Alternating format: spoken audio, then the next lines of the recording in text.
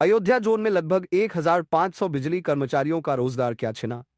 समझिए, नया भारत का एक नया ही खेल देखने को मिला। इन कर्मठ कर्मचारियों ने जब शांति से धरना दिया तो बदले में उन्हें लगभग 5 करोड़ से ज्यादा का शाहाना नोटिस थमा दिया गया।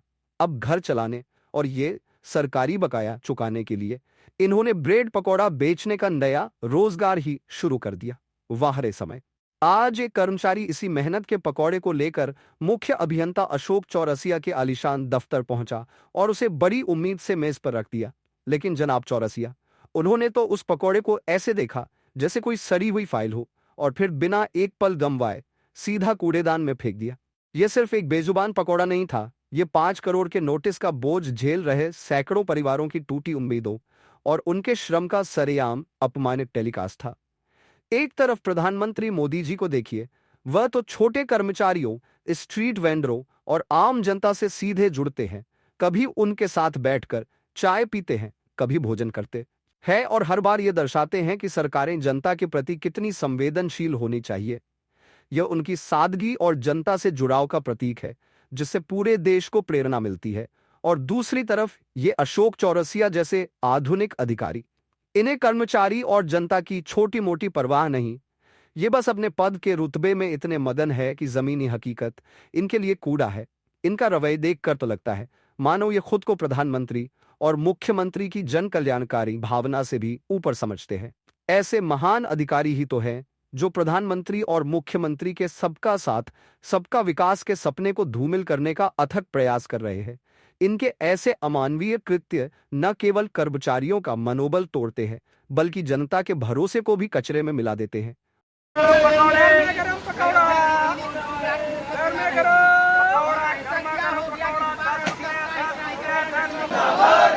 निकाले गए संविदा कर्मियों का पकौड़ा जिंदाबाद। निकाले गए संविदा कर्मियों का पकौड़ा जिंदाबाद। न्याय नगर तक पाएंगे, न्याय नगर तक पाएंगे।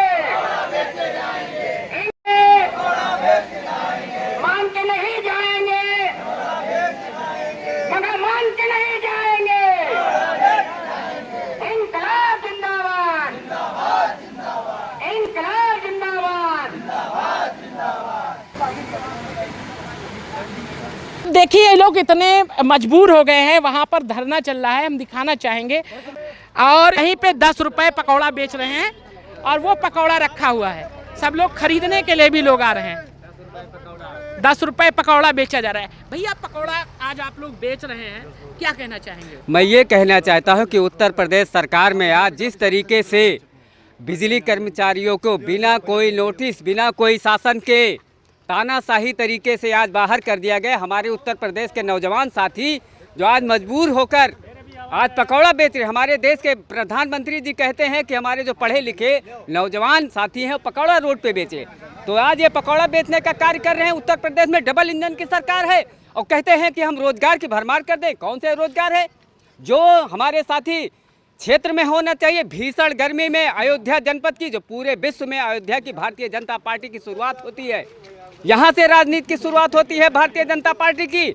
लेकिन आज अयोध्या की बिजली की व्यवस्था पूरी तरीके से चरमरा गई है, क्योंकि यहाँ पे जो कामगार हमारे साथी हैं, सारे कामगार साथियों को यहाँ पे निष्कासित कर दिया गया। यहाँ के मुख्य अभियंता की गुंडागर्दी, तानाशाही के तरीके से आज त्राहिमाम कर रही है अयोध्या की जनता। आज 14-14, 15-15 घंटे बिजली के लिए हमारे कर्मचारी, जो लगातार ये कर्मचारी काम करने वाले हैं, इनको निष्कासित कर दिया गया है। केवल धर्म की राजनीति आप भी करते हैं। बेच रहे हैं पकौड़ा? बिल्कुल बेच रहे हैं, हमारी नौकरी जा चुकी है, इसलिए हम लोग पकौड़ा बेच रहे हैं। पकौड़ा बेच के अपना जीवन यापन कर रहे हैं। तो क्या कहना चाहेंगे अधिकारियों से? अधिकारियों से हम यही कहना चाहेंगे कि हमारे भाइयों को वापस लिया जाए, जिनको बाहर निकाला गया, बाहर का रास्ता दिखा गया। 51 दिन हो गया, टेम्परेचर भी बहुत हाई है, जून का महीना चल रहा है। इतनी सड़ी गर्मी में हम पकौड़ा बेच रहे हैं। हम लोग पाई बटोर रहे हैं कि इनको मुआवजा दिया जाए, जो इन्होंने 5 करोड़ का मुआवजा लगाया है उसको वापस किया जाए। जी, आप क्या कहना चाहेंगे? जो देखिए, सही चीज़ बताएं कि प्रभु से ये अयोध्या धर्म नगरी है और प्रभु श्री राम की नगरी है। ये हम कर्मचारियों के ऊपर अत्याचार हो रहा है। मैंने पहले भी बताया कि ये जो अयोध्या की बिजली गुम है, इन्हीं कर्मचारी होते तो 2024 में बिजली नहीं गुम हुई थी।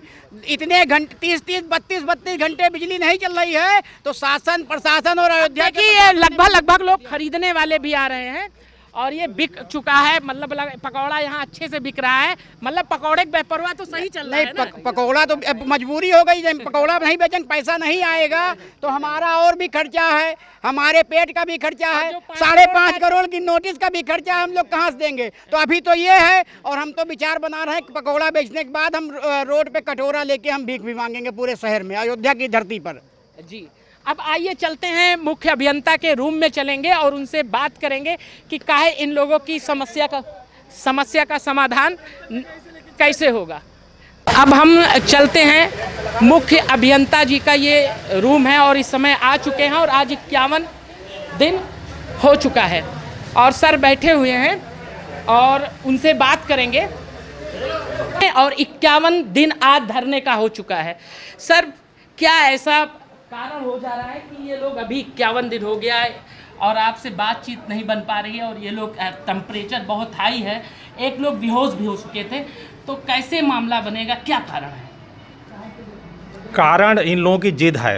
ये लोग गैर तरीके से यहाँ बैठे हुए हैं, बिना अनुमति के बैठे हुए हैं, धरना प्रदर्शन कर रहे हैं। जी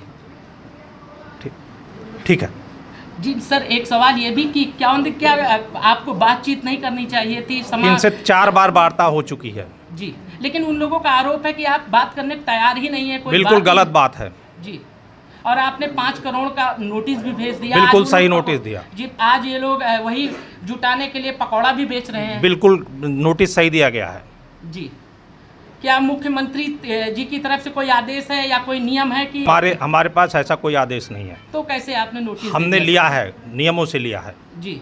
नियम आपको नहीं बताए जाएंगे जी, लेकिन ये लोग तो कह रहे हैं हम जब निकाल दिए गए हैं, हम बैठे हैं, तो हमसे कैसे पैसा लिया जाएगा? हम क्यों बैठेंगे यहाँ पे? जी बैठेंगे क्यों? जी। चलिए हटाइए, अब बंद करो।